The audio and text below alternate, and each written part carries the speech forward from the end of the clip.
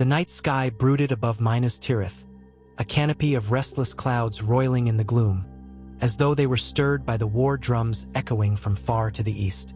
Flames flickered upon the ramparts, dancing shadows across the white walls, and weary soldiers tightened their grip on sword and spear. The siege of Gondor had begun in earnest, and the city's defenders awaited only the dawn to see what dreadful force might come next. Yet in this hour before the world changed, none could have guessed that the coming dawn would bring even more formidable foes than they had feared. Far to the south, the Corsairs of Umbar, dreaded pirates sworn to the enemy, made swift progress up the Anduin, their sails spread wide with the wind behind them. Had the city known of such tidings, perhaps the watchers on the walls would have trembled more gravely still. Among the armies encircling Minas Tirith, a low, fevered excitement passed from company to company, for the signal fires from Osgiliath had carried a message. A fleet approached from the south. Many among the ranks of Sauron's host believed this to be the sign that the captains of the west had lost hope, and that the city would soon be crushed between the hammer of Mordor and the anvil of a traitorous southern wave. In truth, the Corsairs arrived under the black banner of Umbar, and their hearts were eager to claim their share of plunder and glory. They were men hardened by years of raiding, cunning in stealth and unmatched in naval warfare, but they too hungered for the chance to test their blades in open battle. The roar of orc voices mingled with the calls of troll drummers, creating a cacophony that rose in staccato bursts across the plains. Siege engines lay ready, stones loaded, firepots brimming. The battered walls of Minas Tirith yet stood, but they were fractured in places, testaments to the continuous pounding from the catapults of the besieging force. The defenders had anticipated relief from the riders of Rohan and, perhaps, from any of Gondor's allies who could yet muster. But the Corsairs' early arrival shattered these hopes like glass. For the enemy, it was a sign of unstoppable might, and a glimmer of triumph glowed in the eyes of the Witch King, who stared upon the city from the vantage of his terrible fell beast. The Witch King's presence weighed upon the field like a tangible dread. Clad in darkness, crowned by a helm that seemed wreathed in shadow and flame, he pointed toward the gates with a gauntlet finger. Black speech spilled from his unseen mouth in harsh commands, and at once the horde responded. Sauron's grand army rushed forward in disciplined chaos, orcs beating their shields, trolls lumbering with their great warhammers, and men from the east brandishing curved blades. Even as the first horns of Gondor replied, the watchers high in the city's towers saw the distant sails, their shapes hinting at a black fleet. None among the defenders could discern friend from foe at such distance, but fear nodded in the hearts of those who recognized that these were not reinforcements from Pelargir or any of Gondor's southern fiefs. In the heat of that grim realization, Gandalf the White stood upon the ramparts with Pippin by his side. Gandalf's eyes narrowed as he peered southward, the tension in his jaw revealing that he suspected the terrible truth. "No help comes by black sails," he muttered softly. Pippin shivered despite the warmth of the wizard's presence. He thought of Merry, somewhere among the riders of Rohan, and wondered if help might come from the north after all. But in that moment, the wizard gave a single resigned nod, stepping away to where the city's captains awaited. The men of Gondor must know that a new dread approached, and that the time to steal their hearts was upon them. On the southern horizon, the black sails of Umbar seemed to multiply as they glided up the great river Anduin. Cruel banners bearing tokens of serpents and ships snapped in the wind. Tall masts cut silhouettes against the ashen clouds. The captains of the Corsairs stood on deck with prideful sneers, for they believed themselves unstoppable. Their pikes and cutlasses had tasted the blood of many a coastal village, and now they lusted for the spoils of the greatest city of men in the south. The captain of the lead vessel, a scarred figure named Isrunzer, gazed ahead with anticipation. Word had reached him of the heir of Isildur's rumored arrival at Pelargir, but so far, nothing threatened their course. After all, who could stand against the might of Umbar upon the water? In times past, Umbar had been a fortress of Gondor, though that memory lay buried under centuries of feuds and betrayals. Now it belonged to men who served Sauron's gold and hated the memory of Numenor that Gondor kept alive. Spurred by that hatred, They pressed onward with unnatural speed, eager to take Minas Tirith by surprise. And yet, beyond the range of their keenest lookouts, silent watchers lurked in the gloom. Some were scattered detachments of Gondor's southern militia, forced from their garrisons, but others were more cunning. Rumor spoke of rangers allied with a mysterious chieftain from the north. Still, none had dared to lay an ambush upon the river for fear of the vast Umbaran fleet that could sweep aside lesser forces. Thus, the Corsairs found their way unbarred. The first sense of the new threat to Minas Tirith came in the form of watchfires upon the Ramaz Esher, the outer wall. Signal horns boomed in the city's higher circles. Soldiers scrambled in the half-light, reinforcing the lower gates, manning ballistae upon the walls. Smoke drifted across the Pelennor, dust rose from the pounding of innumerable feet, and the dawn sky reflected a ruddy glow from the fires that burned in the siege works. Hope had been pinned on the rumors that Aragorn, son of Arathorn, had seized the ships at Pelargir with the army of the dead, and would come to the city's rescue. But with the Corsairs bearing down on Minas Tirith, that hope shattered, leaving only the cold certainty that Gondor now stood alone. Amid the rising dread, Prince Imrahil of Dol Amroth rallied his knights, their shining armor a testament to Gondor's last vestige of splendor. He knew full well the menace of the Umbaran pirates. He had battled them upon the coasts many times, yet never had he faced them in such numbers. Dol Amroth's banner, the silver swan, shimmered in the torchlight. He breathed deep, instructing his men to hold strong. Their valor must serve as a beacon now, for with no sign of the fabled heir of Elendil, there was no telling if Rohan's horns would arrive in time either. Morning broke upon a scene of absolute tumult. Orcs swarmed to the north and east, trolls dragged siege towers into position, and now, from the river, the Corsair fleet disembarked wave after wave of black-clad warriors. These Corsairs were adept at quick raids and even quicker retreats, but here on the vast fields of Pelennor, they appeared eager to test themselves in grander battle. Heavy blades glinted in the sun, barbed harpoons were slung across their backs, and war cries echoed in a harsh southern tongue. In the gloom of battle, they were reavers, their eyes filled with a cold cruelty, and they had arrived sooner than any loyal to Gondor might have imagined. Minas Tirith's archers loosed volleys upon the approaching horde, but the Corsairs advanced in disciplined ranks. Their captains barked orders, and large pavises were raised, deflecting a hail of arrows. In no time, the Umbaran battering rams joined forces with Mordor's siege engines, and they crashed against the gate with greater fury. The city's defenders, already shaken, now found themselves pinned between two monstrous threats: Mordor's relentless assault and the new flood of Corsairs upon the field. On the highest tier of Minas Tirith, Denethor, steward of Gondor, watched from a balcony. His once proud face twisted with despair and mania. The Palantir's haunting visions had broken much of his resolve, and now, seeing the black sails fill the horizon, he whispered of doom. He considered whether it would be better to burn the city than see it fall into the hands of Sauron. Yet below him, people still fought, and their hearts had not yet embraced the corruption of despair. Some believed Rohan would come. Others clung to the hope that Aragorn, the rightful king, might even now be sailing north. But if the stories were true, why did the Black Fleet bear the sigil of Umbar and not the banner of the White Tree? Dark shapes wheeled in the sky above the city, fell beasts, ridden by Nazgul. Their piercing cries froze the blood of warriors, but Gandalf rode with Pippin at his side, shining white in the gloom. He raised his staff and a bright light flared. At the very least, it drove the winged terrors higher and kept them from diving upon the heads of the defenders. Yet as Gandalf galloped through the chaos, his gaze lingered southward, longing for the sight of sails that might bear a different fate, a hidden chance that Aragorn's fleet might be there behind the horizon. Alas, no such sails appeared. Only the black hulls of Umbar came forth, bearing malice into the very heartland of Gondor. As the Corsairs poured onto the Pelennor, they laughed at the pitiful remains of Gondor's defenses.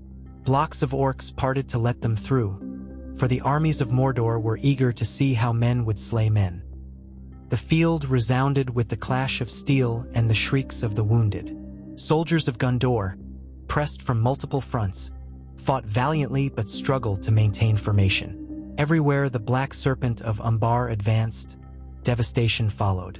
Villages and farmsteads that dotted the outer fields were looted or set aflame. Women and children who had not yet evacuated cowered within half-ruined structures. The cruelty of the Corsairs would soon lay claim to them if no intervention came. Prince Imrahil led a daring cavalry charge in an attempt to break the new line that had formed on the southern edge of the field. His knights rode with lances couched, their horses draped in mail. For a moment, it seemed they might shatter the Umbaran ranks. Indeed, they plowed through the first wave with righteous fury. But then the Corsairs brought forward their formidable crossbowmen, who loosed a punishing volley into the flanks of the horses. Screams and whinnies filled the air. The cavalry line faltered, forced to retreat. Imrahil cursed under his breath. The disciplined formation of the Corsairs was more formidable than he had expected, and the raw numbers were overwhelming. At the same time, upon the horizon to the north, shadows flickered. This was not the promised host of Gondor's saviors, but something else stirring. Orc captains craned their necks, anxious to decipher whether this new movement might be the horse lords of Rohan. And indeed, far off, there came a swelling thunder of hooves. Eomer, King Theoden's nephew, had arrived on the Pelennor with the Rohirrim. Their banners whipped in the wind, and a horn so mighty it shook the air announced their presence. Renewed hope surged among the beleaguered defenders of Minas Tirith. Yet they remained hopelessly outnumbered. The Corsairs' early arrival had changed the balance drastically. With a fierce cry, the Rohirrim launched their charge, their cavalry columns hammering into the flank of the Orc horde. The momentum of the horse lords smashed aside many Orcs and Easterlings. For a brief span, the tide of battle shifted. But no sooner had the armies of Rohan made their presence known than the Corsairs pivoted, forming a disciplined spear wall. Riders, expecting less resistance, crashed into the Umbaran lines. Lances splintered, men and horses toppled. The reek of blood and sweat weighed heavy upon the air as the Corsairs held their ground, well drilled in repelling cavalry attacks. Eomer, leading the van, beheld the black sails still dotted along the river. Reinforcements continued to disembark from ship after ship, adding to the weight of the foe. If the day was to be won, if Minas Tirith was not to drown in ash and blood, they needed more strength still. Where was Aragorn? Rumor had spoken of him commandeering the Corsair ships at Pelargir with the aid of the dead men of Dunharrow. Yet here was the Black Fleet plainly in the service of Sauron. Doubt gnawed at Eomer's heart, though he did not relent. Rohan had come to stand with Gondor whatever the cost. In the midst of the swirling melee, a hush of terror fell as the Witch King descended astride his fell beast. His voice, cruel and cold, tore across the battlefield. Swords clattered from trembling hands. Even the bravest of men quailed at his approach. Yet within Minas Tirith, Eowyn, clad in the armor of a knight, had stolen away to stand beside her king. Merry the Hobbit, too small to be easily seen, held a blade that glimmered with ancient enchantment. They saw the towering shape of the Witch King as he challenged Theoden. Rohan's king turned to face him, but the monstrous beast swooped with vile speed. This moment, the fate of the King of Rohan, would send ripples of both hope and despair through the hearts of men. The Corsairs, meantime, exploited the terror that the Witch King sowed. They surged forward, hacking through the lines of those men who lost focus in their dread of the Nazgul. Umbaran banners pressed closer and closer to the very gates of Minas Tirith. Even as Gondor's archers loosed arrow after arrow, even as siege engines within the city hammered the ground outside, the relentless wave of black-clad warriors seemed unstoppable. A shrill cheer rang out from the Orc battalions, relishing in the chaos. Soon they might tear down the city's gates from within and without, as the towering Grond battered relentlessly against the main door. Merry watched from a distance, quaking, as Eowyn confronted the Witch King. Her defiance shone like a bright star in a midnight sky.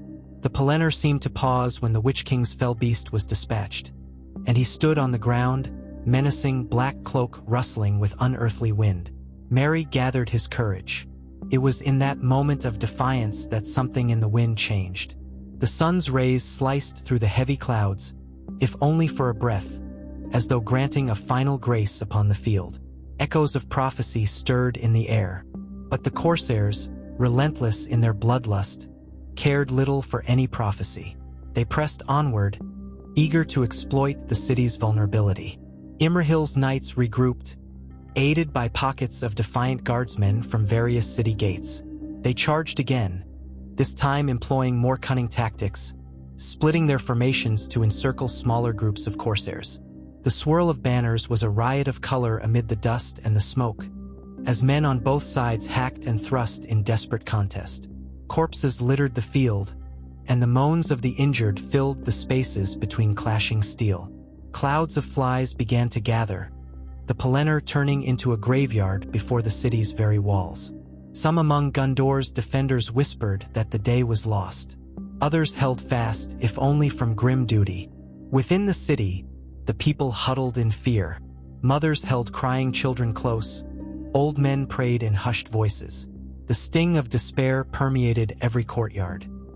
Denethor, in his madness, withdrew deeper into the citadel, for he no longer believed rescue would come. Gandalf, laboring tirelessly, tried to keep order in the ranks, ensuring the defense was maintained on all fronts. Pippin stuck close to him, unsure if hobbits had any place in such a field of doom. Far across the river, well beyond sight, the rightful king of Gondor wrestled with fate. Aragorn, having summoned the Oathbreakers, found that the dead men had served him well in clearing the coasts. But some shift in the tides, some cunning deployment by Sauron's agents, had slowed their progress. Instead of meeting the Corsairs at Pelargir in time, Aragorn encountered only partial elements of the fleet. Some ships escaped upriver sooner than he had planned. And now, as he raced with what ships he managed to capture, the question gnawed at him. Were the Pelennor Fields already choked in fire and blood? The dread mounted with every league he gained. Standing beside Aragorn were Legolas and Gimli, ever his companions. The elf scanned the horizon while the dwarf grumbled about the dead hold of the ships. Yet hope lingered in their hearts that they might arrive in time, for doom was not certain while a single breath remained. But the further they sailed, the more certain they became that the main body of the Corsair fleet had indeed preceded them by hours, if not a full day. Every inch of the wind seemed to hamper their speed, and the faint sound of war on the distant wind weighed heavily upon them. On the Pelennor, the Witch King howled in anger as Eowyn removed her helm, revealing that no man stood before him. A sudden cry, mixed of rage and fear, erupted from him. In that fateful moment, Merry struck at the Witch King's calf with his enchanted blade. The Witch King recoiled, giving Eowyn the chance to drive her sword under the crown of shadows. A piercing shriek rent the air, echoing like thunder across the battlefield, and the mantle of the Witch King crumpled. Victory in that duel was bought with the grievous wounding of Eowyn and Merry, who collapsed upon the gore-strewn ground. Though the Witch King was no more, the battle continued with unabated ferocity. The orcs, trolls, Easterlings, and the newly arrived Corsairs still possessed overwhelming might. If anything, the death of their captain lord drove them to a frenzy. The black sails now dominated the shores of Anduin, disgorging more fresh troops into the fray. The men of Rohan, reeling from the death of King Theoden, fought on under Eomer's leadership, but their strength waned. Minas Tirith's defenders could not be everywhere at once, and the enemy's lines pressed inexorably closer to the walls. High overhead, the sky darkened again, for the other Nazgul, though weakened, still circled on their beasts. Their shrieks sowed chaos among the living, even as Gandalf's light burned to keep them at bay. In the fields below, the Corsair captains advanced with personal squads of savage reavers, each brandishing wicked scimitars and small, curved daggers. They cut down archers on the flanks, took advantage of every breach in Gondor's lines, and roared with triumph at each yard they gained. The men who had pinned their hopes on a delayed but dramatic arrival of Aragorn found that hope slipping away with the hours. Then, from the battered gates of Minas Tirith, A company emerged led by a tall figure in partial armor, his graying hair stirring in the wind. Aragorn, a guard of the citadel, accompanied him. It was Faramir, the steward's younger son, freshly recovered from his fever thanks to the healing hands of Gandalf and a measure of rest. Though weak, his heart burned with the desire to defend his city. He rallied men who still clung to courage, forming a wedge of infantry to stem the tide of Corsairs threatening the gate. If nothing else, they could buy time for reinforcements that might never arrive. With Faramir at the fore, the Gondorian soldiers clashed with the Corsairs in a brutal melee. Swords and axes rang against scimitars, and for a time, the men of Gondor held their ground. Faramir's presence inspired them, for though Denethor had fallen into madness, Faramir was the hope of the House of Stewards. The Corsairs, however, had the advantage of fresh numbers and reserves lurking by the river. Their captains roared in challenge, brandishing curved blades that glistened with dark blood. A savage brawl erupted, foot by foot, until the field outside the gates was awash in broken spears and shattered shields. Not far from that press of bodies, Eomer saw a chance to link with Faramir's wedge. He led what remained of the Rohirrim cavalry in a lightning-quick flank attack on the Corsairs. Horses trampled the reavers, and the initial momentum carved an opening in the enemy line. For a precious moment, it seemed the defenders might gain the upper hand. But from behind, orcs capitalized on the exposed flanks of Rohin's riders. Their pikes and barbed spears brought down many a valiant horse. Eomer fought desperately, calling for his men to follow him deeper into the fray. In the swirl of chaos, a single Corsair champion, sporting a helm shaped like a sea serpent, locked blades with Faramir. Their duel raged amidst the confusion, each blow parried or deflected. The champion sneered, mocking Gondor's weakness and praising the unstoppable might of Umbar. But Faramir's sword, sharpened by skill and fueled by deep love for his land, found its mark. The champion staggered, clutching at the wound. Yet even as he fell, two of his lieutenants sprang forth, forcing Faramir back with their scimitars. The steward's son fought as best he could, but exhaustion weighed on his limbs. Only the timely intervention of Aragorn kept him from a fatal blow. Sauron's commanding generals observed all from a distance. Even with the Witch King gone, they believed the day was on the cusp of their grand victory. Their siege towers still advanced, and the gates showed signs of weakening beneath the tireless pounding of Grond. Fires raged across the Pelennor, sending plumes of black smoke into the sky. And still, the black sails of Umbar clogged the shores, a near-infinite stream of pirates and mercenaries continuing to swarm forth. The combined weight of Mordor and Umbar was suffocating, and the defenders of Minas Tirith found themselves bleeding from 1,000 cuts. Amid this gloom, the faintest glimmer of hope stirred among the watchers on the city walls. Far to the south, where the Anduin curved, a cluster of sails appeared, white and silver in the morning light. It was not a large fleet, but it was enough to draw the eye. Some archers paused their volley to gape, uncertain whether a new threat approached. The rumor sprang up, perhaps at last the heir of Elendil came. Yet if so, he was woefully outnumbered.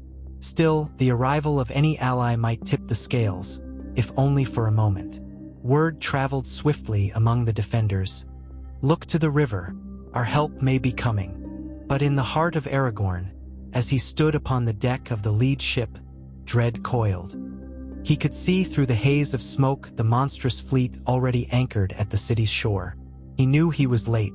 If the Corsairs had made landfall in such strength, Minas Tirith must be in grave peril. Legolas pointed out the silhouettes of siege engines upon the field. Gimli let out a frustrated snarl.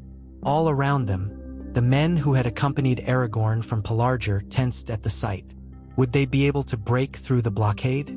Would the army of the Dead's Oath still hold power to challenge those who had already landed? They had the ships, but not the element of surprise they had hoped for. Even so, the hearts of men can be stirred in the direst hour. Aragorn turned to his loyal companions, gathering their courage. The king in all but name, he wore about him an air of nobility and unyielding resolve. If Gondor was to perish this day, he would fight until his last breath. The greenish glow of the Oathbreakers flickered below deck, uneasy in their subservience, yet still bound to Aragorn's will. In hushed tones, he commanded them to aid in the assault. The battered sails of his captured ships caught what wind they could, aiming to close the distance. The final confrontation loomed. Meanwhile, the Corsairs who stood guard at the southern flanks turned their gaze upon the oncoming vessels. A few recognized the standard of Isildur's heir, a white tree upon black, accompanied by the sigils of the Dunedain. They sneered, confident that their numbers were too great to be undone by a smaller fleet. Nonetheless, they sounded horns of warning. Umbaran ballistae on the decks of their anchored ships swiveled, loading wicked bolts, ready to repel any who dared approach. The moment of reckoning drew close. The siege upon Minas Tirith and the brutal fight on the Pelennor raged unabated, and now the final piece of the puzzle emerged from the river. Gandalf, perched upon a battered stretch of the city wall, sensed a shift in the wind. He urged Shadowfax onward, weaving between defenders, calling for them to hold. If Aragorn had indeed come, they must endure just a little longer. But with the walls breached in several places, the orcs and pirates were flooding into the lower levels of the city. Flames licked through the openings, and the crash of falling masonry punctuated the constant din of swords. The path to victory seemed narrower than the edge of a knife. Yet such is often the case when darkness threatens to consume the last light of hope. Behind the lines, the fell voices of orc captains barked orders in their black speech. They planned to funnel more reinforcements to the gates now that part of the city's lower ring was compromised. Trolls, whipped by overseers, carried massive hammers to smash aside any remaining barricades. The Corsairs consolidated their hold on the riverbank, ensuring no escape route existed for the beleaguered defenders. In their eyes, victory was already theirs. All that remained was to sweep through and claim the spoils. In the middle circles of the city, a ragged militia of old men and young lads set up barricades in narrow streets, determined to slow the advance of the foe. Courage can burn bright even in unexpected hearts. But the Corsairs, experienced in savage conquest, found cruel ways to dislodge them. Smoke rose from the torched homes, and the militia began to break. Some among them looked skyward, whispering, "Vala, have mercy." Others simply readied their blades for one final stand. If there was any corner of respite, it existed deep in the houses of healing, where Owen and Mary lay unconscious under the care of healers. Skilled hands tried to mend broken bones and seal grievous wounds, but the despair that clung to the city sapped even the healers' confidence. Word passed that the king of Rohan was slain, and that the fight was desperate on the field. Yet still, the lullabies of old were murmured over the wounded, an attempt to bring comfort amid the unrelenting storm. Back on the Pelennor, Eomer and Imrahil fought side by side. Blood streaked their armor, sweat coated their faces, but they persevered. The field was a tapestry of death. Corsair and orc corpses lay beside those of Gondorians and Rohirrim. From time to time, thunderous crashes shook the ground. Catapults from within the city launched flaming projectiles at the ships lining the Anduin. Columns of smoke and ash rose high, mingling with the tortured clouds. They had no illusions now. The battle was not merely a pitched conflict. It was an existential struggle for the survival of the last bastion of free men in the south. At last, a thunderous boom sounded from the main gate, and the monstrous battering ram Grond, shaped like a ravening wolf's head, crashed through. The gate shuddered, splinters the size of spears flew in all directions, and the portal groaned in final defeat.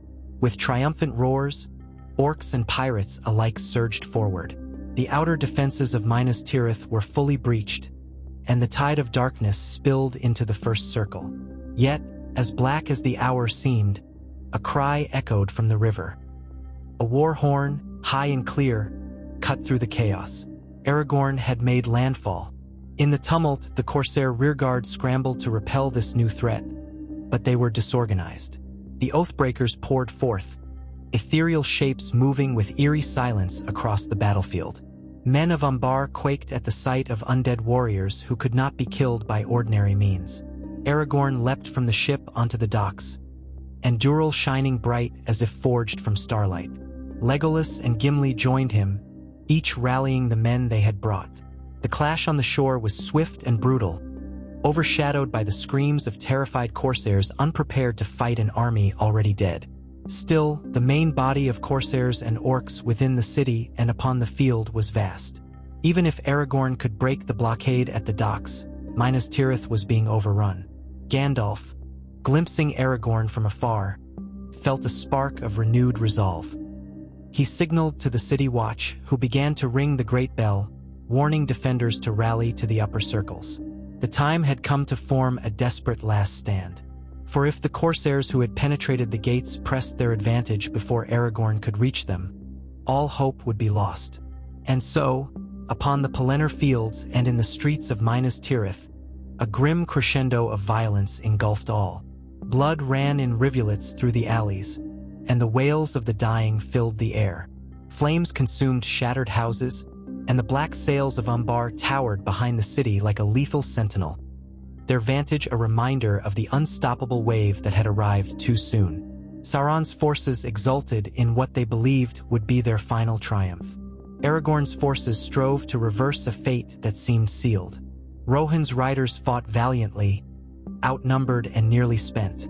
Gondor's knights fell in heaps of twisted metal and broken limbs, their banners torn and trampled. Yet even in that darkest moment, the fate of Middle-earth hung by a thread, not yet cut. This was not the end, not while men still drew breath with defiance in their hearts, not while a king still claimed his birthright, not while wizards and hobbits and warriors of valor yet stood. To be concluded in the telling yet to come.